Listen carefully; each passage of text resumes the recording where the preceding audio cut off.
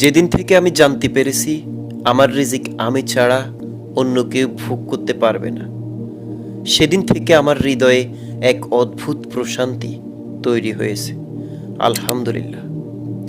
সেদিন থেকে আমি কাউকে নিজের প্রতিদ্বন্দ্বী ভাবি না, কারো ভালো দেখে আমি আফসোস করি না।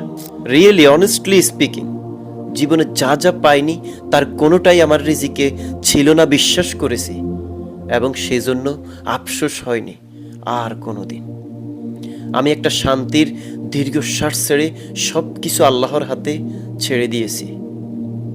নিজের রিজিক নিয়ে দুশ্চিন্তার কিচ্ছু নেই।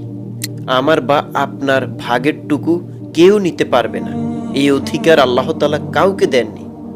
রিজিকের ফয়সালা আসমানে হয়, জমিনে নয়। আর হ্যাঁ, শুধুমাত্র খাদ্যদ্রব্যই কিন্তু রিজিক নয়। পরিবারের সুখ শান্তি, পেশা জীবনের সফলতা, নেককার জীবনসঙ্গী, নেক সন্তান, উত্তম আখলাক, টাকা পয়সা, নেককার বন্ধু বান্ধবীও রিজিকের অন্তর্ভুক্ত। আলহামদুলিল্লাহ।